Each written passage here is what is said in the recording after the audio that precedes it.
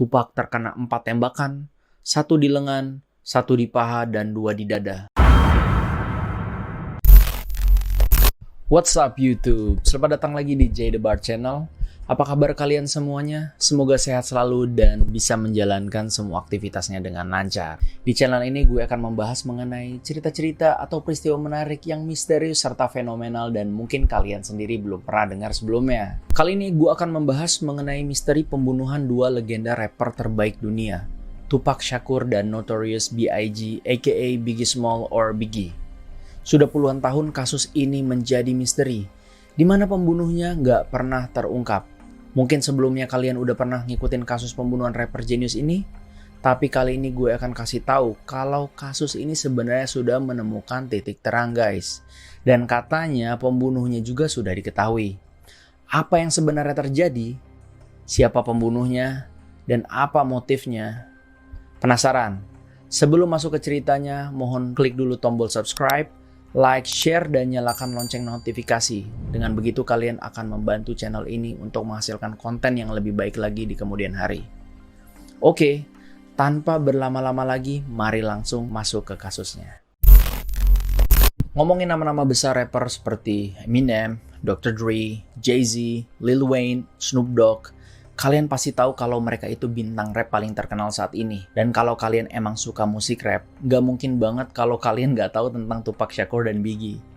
2 rapper pengusung gangster rap inilah yang menyulut api persaingan hip-hop pantai timur Amerika yang berbasis di New York dan hip-hop pantai barat Amerika yang berbasis di Los Angeles memanas di level yang terburuk. Rapper West Coast dengan label rekaman Death Row Records di bawah naungan Suge Knight, di mana Tupac bernaung bersaing keras dengan rapper East Coast Bad Boy Records yang label rekaman bentukan Sean Combs aka P. Diddy aka Puffy, di mana Biggie bernaung.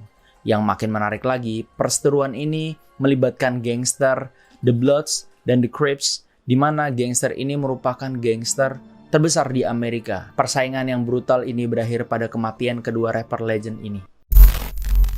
Sebelum menyelam lebih dalam ke dalam kasusnya, gue akan menceritakan terlebih dahulu latar belakang dari Tupac dan Biggie.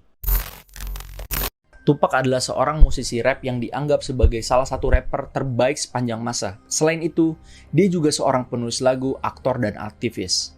Dengan bandana yang khas, serta jarang menggunakan baju dalam setiap aksi panggungnya, dia dikenal sebagai orang pertama yang mempopulerkan istilah Thug Life, yang saat ini kita sering dengar. Albumnya telah terjual 75 juta kopi di seluruh dunia, menjadikan ia sebagai salah satu musisi terlaris sepanjang masa. Pada tahun 2017, ia menjadi rapper solo pertama di dalam sejarah yang masuk ke dalam Rock and Roll Hall of Fame. Rolling Stone juga menaruh namanya dalam daftar 100 seniman terbesar sepanjang masa. Hail Mary, California Love, Keep Your Head Up, How Do You Want It, Dear Mama merupakan sedikit dari banyak lagu Tupac yang sangat-sangat sukses di pasaran. Dan diss track Hit 'Em Up yang ia ciptakan untuk menghina Biggie dan Junior Mafia menjadi salah satu diss track terbaik dan paling fenomenal dalam sejarah rap. Di luar musik, Tupac ini juga merupakan seorang aktor dan pernah sukses di beberapa film seperti film Juice tahun 1992 dan beberapa film lainnya. Dan bahkan di antara film-film tersebut, dia pernah beradu akting dengan Janet Jackson. Tupac Amaru Shakur lahir pada tanggal 16 Juni tahun 1971 di East Harlem, kota Manhattan, New York City. Lahir dengan nama Lezane Paris Crooks, Lezane berganti nama pada usia 1 tahun menjadi Tupac Amaru II. Tupac merupakan anak dari Billy Garland, seorang supir truk, dan Afeni Shakur, seorang aktivis sekaligus salah satu petinggi dari Black Panther Party, sebuah partai sosialis Amerika yang digerakkan oleh kaum Afro-Amerika yang menyuarakan hak-hak orang kulit hitam. Namun sayangnya Billy meninggalkan Tupac, sehingga Tupac diasuh oleh ayah angkatnya yang bernama Mutul Shakur, yang juga seorang aktivis partai Black Panther. Tupac memiliki seorang kakak angkat dan seorang adik perempuan tiri. Di bangku sekolah, Tupac mendalami akting, puisi, jazz, dan ballet. Dan sempat juga memenangkan kompetisi sebagai rapper terbaik di sekolahnya. Dia dikenal sebagai orang yang humoris dan pandai bergaul. Dengan modal itu, dia nantinya bisa bergaul dengan orang-orang di berbagai latar belakang. Contohnya seperti Mike Tyson, Jim Carrey, dan Alanis Morissette. Namun sayangnya di akhir masa SMA-nya, dikarenakan hasil nilai kelulusannya itu tidak mencukupi standar, ia disarankan untuk mengulang lagi di tahun depan. Namun Tupac tidak mau melanjutkan dan memilih untuk drop out dengan alasan dia membutuhkan uang untuk mencukupi kehidupan sehari-harinya. Tupac sempat bekerja sebagai pembuat pizza pepperoni di Round Table Pizza, lalu ia bekerja sebagai petugas pengemas grocery di sebuah supermarket. Namun dia dipecat karena sering banget kedapatan nulis lirik lagu pada jam kerja. Pada masa itu ia sempat menyambi jualan drugs tapi tidak bertahan lama karena tidak terlalu bakat berjualan gitu. Akhirnya Tupac berhenti bekerja dan fokus meniti karir di dunia rap. Tahun 1991 Tupac merilis album solo pertamanya berjudul Tupacalypse Now melalui label rekaman Interscope Records. Singkat cerita, dunia keartisan Tupac semakin cemerlang, baik secara solo ataupun melalui grup rapnya, Thug Life dan Outlaws. Album keempatnya All Eyes on Me mendapatkan multi-platinum dan lagu-lagunya juga memuncaki tangga lagu Billboard Hot 100. Nggak kalah dengan Tupac, Biggie Smalls adalah seorang rapper dan penulis lagu yang juga dianggap sebagai salah satu rapper terbaik sepanjang masa. Sesuai julukannya, Biggie memiliki ciri khas badan yang gemuk besar dengan tinggi 191 cm. Ciri khas Biggie adalah kacamata hitam dengan bling-bling Jesus Piece yang selalu ia pakai. Biggie dinobatkan dalam daftar The Rock and Roll Hall of Fame pada tahun 2020 ini, menyusul Tupac yang dinobatkan 3 tahun sebelumnya. Notorious B.I.G. aka Biggie lahir di Brooklyn, New York dengan nama Christopher George Latore Wallace pada tanggal 21 Mei 1972. Dia adalah seorang rapper yang juga dianggap sebagai salah satu rapper terbaik sepanjang masa. Biggie merupakan putra sematawayang dari Selwyn George, seorang tukang las, dan Voletta Wallace, seorang guru playgroup. Sama seperti Tupac, ayahnya meninggalkan dia sejak umur 2 tahun. Lalu Biggie hanya diasuh oleh ibunya seorang diri. Pada umur 12 tahun Biggie pernah menjadi pengedar narkoba, dan pada umur 17 tahun dia dikeluarkan dari sekolah dan menjadi sering terlibat dalam kriminalitas. Dia juga dituntut percobaan 5 tahun akibat perdagangan senjata api legal. Setahun berikutnya dia dijebloskan penjara selama 9 bulan karena menjual narkoba. Setelah keluar dari penjara, Biggie mulai fokus nge-rap. Dan singkat cerita, Biggie perlahan tapi pasti menjadi rapper terbaik di zaman itu. One More Change merupakan sedikit dari banyak lagu Biggie yang sangat-sangat sukses di pasaran. Di awal karirnya, jauh sebelum Biggie bergabung di Bad Boy Records dan Tupac bergabung dalam Death Row Records, dua rapper ini bersahabat baik. Bahkan mereka saling mengagumi. Biggie pertama kali bertemu Tupac pada saat Tupac tengah syuting film perdadanya berjudul Juice. Di situ Biggie sangat tersanjung dengan Tupac yang didapati sering memutar single pertamanya Biggie yang berjudul Party and Bullshit. Ya siapa yang gak tersanjung ya kalau lagunya itu dinyanyikan seorang artis terkenal gitu loh. Dan suatu waktu Biggie minta tolong dikenalin sama Tupac melalui seorang bandar narkoba yang juga kenal Tupac nih. Dan Biggie akhirnya berhasil ketemu Tupac face to face dan Tupac pun menyambut hangat Biggie serta rombongannya ke rumah Tupac. Lalu mereka dijamu makan, ganja bareng, dan have fun bareng lah. Nah dari situlah awal perkenalan mereka, dan akhirnya bukan sekedar mereka jadi teman, tapi Biggie itu juga menganggap Tupac sebagai mentornya. Dan pada satu kesempatan, Biggie memohon Tupac untuk menjadi manajernya.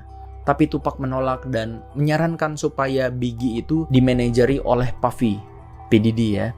Yang mana dia percaya Puffy itu bisa membuatnya jadi bintang besar. Tupac juga pernah mengajak Biggie ke dalam grup hip-hopnya Thug Life, tapi akhirnya Biggie malah membentuk grupnya sendiri yang bernama Junior Mafia. Singkat cerita, mereka ini berkarya masing-masing secara sehat ya. Tupac dan Biggie tadi tumbuh menjadi dua bintang rapper paling terkenal pada masa itu. Dimana Tupac mewakili rapper dari West Coast, dan Biggie mewakili rapper dari East Coast. Sayang kehangatan persahabatan mereka itu retak seiring persaingan antara musisi hip-hop West Coast dan musisi hip-hop East Coast. Puncaknya pada tanggal 29 November tahun 94, Tupac diundang oleh seorang manajer musik bernama Jimmy Henchman untuk datang ke Quad Studios di Times Square, New York. Tupac dikabarkan mendapatkan tawaran $7.000 untuk berkolaborasi dengan DJ Ron G. Ketika Tupac dan rombongan berada di lobi dan menunggu lift, tiba-tiba 3 kawanan perampok muncul dan menodongkan senjata. serta ingin mengambil barang berharga mereka. Pada kejadian itu, Tupac tertembak 5 kali, 2 di bagian kepala, 2 bagian selangkangan, dan bagian tangan kiri. Pelaku sempat dikejar, namun berhasil melarikan diri. Tupac yang sudah tersungkur tak sadarkan diri, lalu diseret ke lift oleh teman yang berhasil selamat ya, dan dibawa ke lantai 8 untuk mendapatkan pertolongan pertama. Ketika sampai di lantai 8, Tupac dan rombongan melihat pemandangan yang sangat aneh, di mana ada Puffy, Biggie, dan beberapa orang yang dia kenal berada di lantai tersebut, dan tidak ada yang kaget melihat Tupac yang berlumuran darah, dan tidak ada yang terkesan memberi bantuan kepada Tupac. Seolah-olah mereka menginginkan Tupac menderita atau mati ya, kecuali hanya satu orang yang bernama Lil Sean yang menangis pada saat itu. Setelah itu Tupac langsung dilarikan ke Bellevue Hospital Center. Walau sempat tak sadarkan diri, Tupac akhirnya berhasil selamat, dan pada saat itu ia sempat dijenguk ayah biologisnya, Billy, suatu pertemuan untuk pertama kali semenjak ia ditinggalkan. Akibat kejadian ini, Tupac yakin bahwa Jimmy Henchman menjebaknya dan Biggie serta Puffy mengetahui mengenai skenario penembakan itu. Meskipun Biggie dan Puffy menyangkal tuduhan tersebut, namun sejak saat itu persahabatan Tupac dan Biggie hancur total. Dan malangnya, tepat keesokan harinya, Tupac yang masih cedera parah ditetapkan bersalah oleh hakim atas insiden pelecehan seksual dan kepemilikan senjata yang dilakukannya setahun sebelumnya. Akhirnya di tahun 1995, tepat setelah insiden itu, Tupac dipenjara dan ya bisa dibilang jadi miskin karena tidak punya penghasilan ya. Ibunya juga dikabarkan terlilit hutang dan akan segera kehilangan rumah. Akhirnya di saat genting, Tupac menyuruh istrinya, saat itu istrinya bernama Keisha Morris, untuk menyampaikan pesan kepada Marion Suge Knight, bos dari Death Row Records, untuk membantu ibunya. Akhirnya ibunya dikabarkan mendapatkan bantuan $15.000 untuk menyelesaikan masalahnya. Dan pada akhirnya, Suge membayar $1,4 juta sebagai jaminan penahanan dari Tupac, dan Tupac resmi bergabung dengan Death Row Records. Ketika itu dia berkata pada Suge, kurang lebih seperti ini, "Aku perlu kau membantuku karena aku akan menghancurkan Bad Boy Records.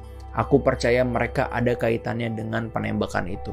Maksudnya penembakan terhadap dirinya ya. Setelah itu perselisihan West Coast East Coast ini semakin mendidih. Label musik West Coast Death Row Records di bawah komando Suge Knight dengan anggotanya seperti Tupac, Snoop Dogg, Eazy-E, Dr. Dre, The Game, Ice Cube, dan Nate Dogg sedang bersaing dengan label musik Bad Boy Records di bawah komando P. Diddy dengan anggotanya Biggie, Big L, Big Pun, Craig Mack, Nas, Jadakiss, dan Jay-Z.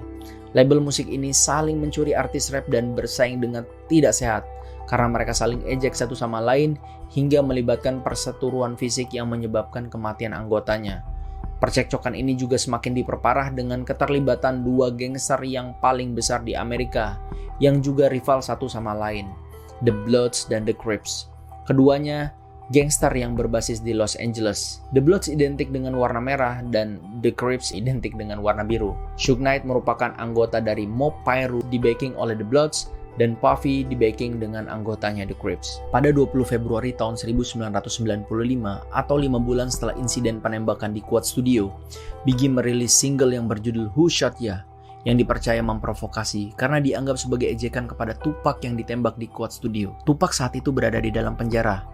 Dan mendengar hal ini, Tupac sangat emosi dan marah sekali. Meskipun Biggie dan Puffy menyangkal hal tersebut dan memang tidak ada nama Tupac dalam liriknya, tapi Tupac dan Death Row Records mempercayai bahwa itu adalah ejekan atas penembakan tersebut. Tupac yang sangat marah dengan single tersebut pada akhirnya pada tanggal 4 Juni tahun 1996 merilis diss track atau lagu ejekan balasan kepada Biggie yang berjudul Hit 'Em Up. Berbeda dengan Who Shot Ya, track ini dengan gamblang menyerang nama Biggie, Puffy, Faith Evans, istrinya dari Biggie, dan lain-lainnya.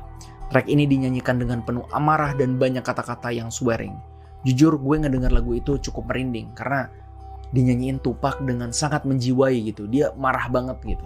Track ini dianggap sebagai salah satu diss track terbaik sepanjang masa. Dan lagi akibat diss track ini, percekcokan East Coast dan West Coast semakin tidak terkendali. Pada 7 September 1996 malam, Tupac merayakan ulang tahun Tracy Daniel Robinson, seorang rekan bisnisnya di Las Vegas, Nevada.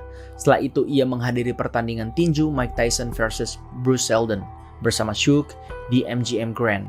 Lalu setelah pertandingan itu, Tupac dan rombongan yang saat itu berada di lobi terlibat perkelahian dengan Orlando Lane Anderson yang juga merupakan anggota dari Southside Compton Crip yang sebelumnya mencoba merebut rantai medali Death Row Records dari salah satu teman Tupac.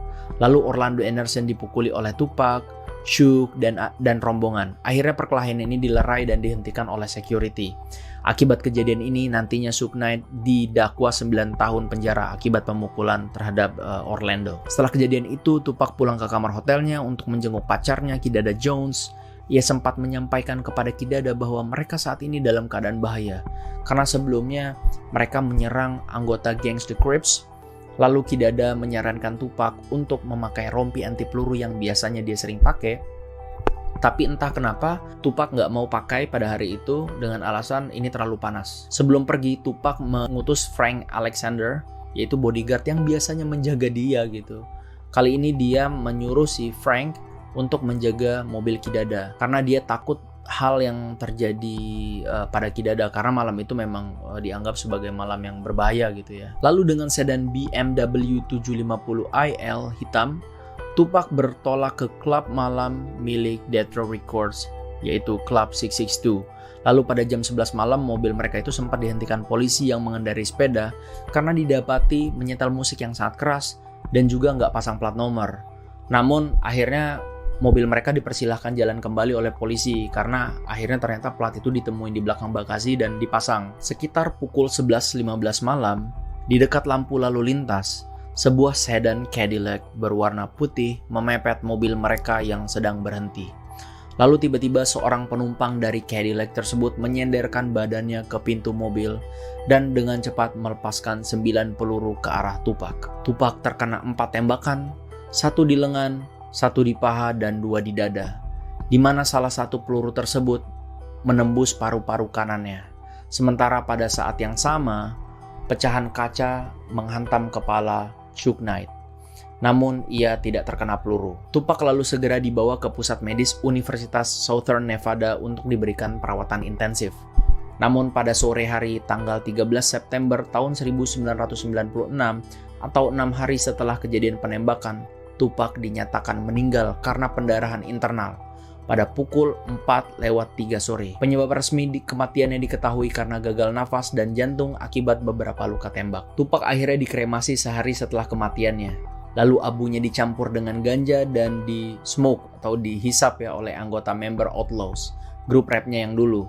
Hal ini dianggap sebagai permintaan terakhir dari Tupac ketika dia meninggal, sebagaimana terlihat pada lirik Black Jesus yang dibawakan Tupac dan Outlaws. Saksi mata dan beberapa orang yang diduga terlibat pembunuhan akhirnya diwawancarai, seperti Orlando Anderson yang sebelumnya ini terlibat perkelahian ya, walaupun akhirnya ia menepis semua dugaan tersebut. Otomatis setelah kematian Tupac, tensi East Coast dan West Coast itu semakin memanas. Ya wajar aja, soalnya Tupac ini kan merupakan seorang rapper terbaik pada zaman itu dan mewakili West Coast. Dan West Coast sama East Coast ini sedang ada masalah, sedang ada persaingan yang tidak sehat. Wajar aja West Coast pada saat itu langsung menuduh ini pasti perbuatan dari East Coast, yang utamanya itu P. Diddy dan teman-teman. Pada tanggal 9 Maret 1997, sekitar pukul 12.30 dini hari, Biggie Small dan CEO Bad Boy Records, Puffy, dan rombongan meninggalkan lebih awal annual Soul Train Music yang ke-11 yang diadakan di Peterson Automotive Museum dan menuju ke hotel. Dengan beriringan, mereka bertolak dengan menggunakan 2 mobil GMC Suburbans, di mana Biggie duduk di kursi penumpang di depan. Di mobil tersebut juga terdapat rekan-rekan yang lain ya, seperti D-Rock, sepupunya Lil Sis, G-Money, dan juga supir. Sementara Puffy diantar mobil pertama dengan 3 pengawal. Kedua mobil tersebut dikawal oleh Direktur Keamanan Bad Boy Records yang berada di mobil Chevrolet Blazer. Jadi mobilnya ada 3 nih kan. Pada jam 00.45 dini hari, tiba-tiba jalan sudah dipenuhi oleh orang-orang yang baru aja pulang nih dari acara Annual Soul Train Music Award. Dan mobil Biggie itu pada saat itu berhenti pada lampu merah yang tidak berada jauh dari museum. Dan ketika sedang menunggu lampu merah menjadi lampu hijau, sebuah mobil Toyota Land Cruiser berwarna putih berputar arah dan menyalip di antara mobil Biggie dan mobil security yang di belakangnya. Dan pada saat yang bersamaan, ada mobil Chevrolet Impala gelap muncul di samping mobil Biggie. Lalu pengemudi mobil yang diketahui pria Afro-Amerika menurunkan jendelanya lalu mengeluarkan pistol dengan kaliber 9 mm dari balik jendela ke arah Biggie dan melepaskan beberapa tembakan. 4 dari tembakan tersebut berhasil bersarang di dada Biggie. Biggie lalu segera dilarikan ke Cedars Sinai Medical Center oleh Puffy dan rombongan. Namun sayangnya semua terlambat. Biggie dinyatakan dokter meninggal pada jam 1.15 dini hari atau 9 Maret 1997 di umurnya yang ke-24 tahun. Dan setelah kejadian kematian Biggie ini, dapat disimpulkan bahwa tensi perselisihan antara hip hop East Coast dan hip hop West Coast sudah nggak bisa dibendung lagi ya. Ini udah terlalu parah yang menyebabkan dua aset terbaik dari West Coast dan East Coast meninggal gitu. Dalam rangka meredam impact yang lebih buruk lagi setelah kematian Tupac Shakur dan Biggie Smalls, pada tanggal 22 September 1996, sebuah Peace Summit atau konferensi perdamaian yang diinisiasi oleh Louis Farrakhan, seorang tokoh Nation of Islam, seorang tokoh yang dihormati orang Afro-Amerika pada saat itu.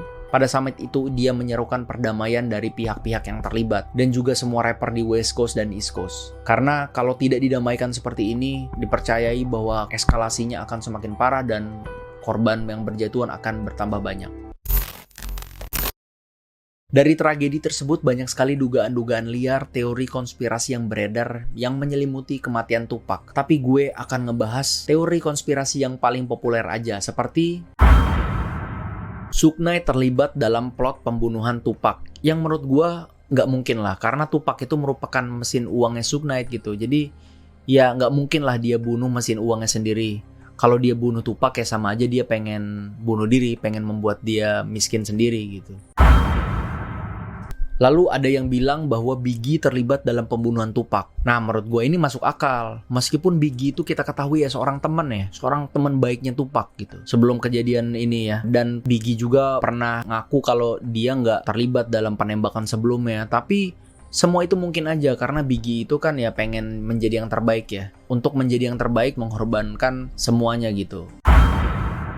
Katanya Orlando Anderson diduga membunuh Tupac, mengingat tepat beberapa jam sebelum kejadian penembakan, Tupac itu sempat terlibat baku hantam dengan Orlando Anderson. Menurut gua ini mungkin banget terjadi karena Orlando itu kan ingin balas dendam ya, karena sakit hati, karena dia digebukin lah gitu kan. Tiba-tiba dia digebukin sama Tupac sama teman-temannya gitu kan. Jadi hal ini mungkin aja dilakukan oleh seorang Orlando ya. Terlebih Orlando itu adalah kan anggota geng ya, The Crips.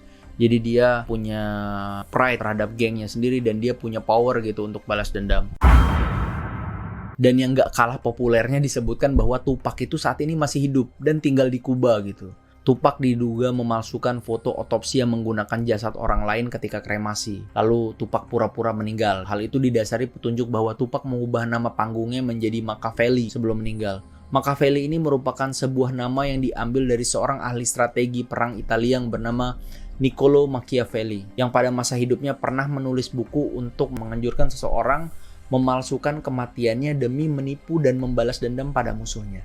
Pence bahkan mengungkap bahwa jika kata Machiavelli itu kalau diatur-aturnya dibalik-balik gitu ya, kata tersebut berubah menjadi am alive K, yang berarti saya hidup oke. Tapi sayangnya teori ini menurut gue kurang meyakinkan karena di sepanjang riset gue ya, gue ngebaca dari beberapa sumber yang gue temuin dia di internet mostly gitu, tidak ada yang menyebutkan bahwa Machiavelli itu pernah memalsukan kematiannya atau menganjurkan orang lain untuk pura-pura mati gitu. Jadi menurut gue teori ini terlalu dibuat-buat dengan cocokologi gitu. Lalu pada tahun 2014 bahkan Suge Knight juga mengkonfirmasi kepada TMZ kenapa nggak ada orang yang ditangkap kalau dikatakan bahwa mereka lah yang membunuh Tupac gitu kan. Karena Tupac itu nggak mati. Kalau dia mati, maka polisi juga akan menangkap pembunuhnya. Kamu tahu kan Tupac saat ini sedang menghisap cerutu di Kuba. Jadi ini adalah pengakuan dari seorang Suge Knight ya. Lalu teori pemalsuan kematian ini makin dipoles dengan adanya 7 Days Conspiracy Theory, yaitu Tupac akan kembali bangkit gitu kan pada hari ke-7, bulan ke-7 di tahun yang ke-7. Yang mana pada saat itu dihubungkan pada tanggal 7 Juli tahun 2007. Tapi kenyataannya Tupac ya sampai hari ini ya nggak kembali. Jadi teori ini ya mengada-ngada lah gitu.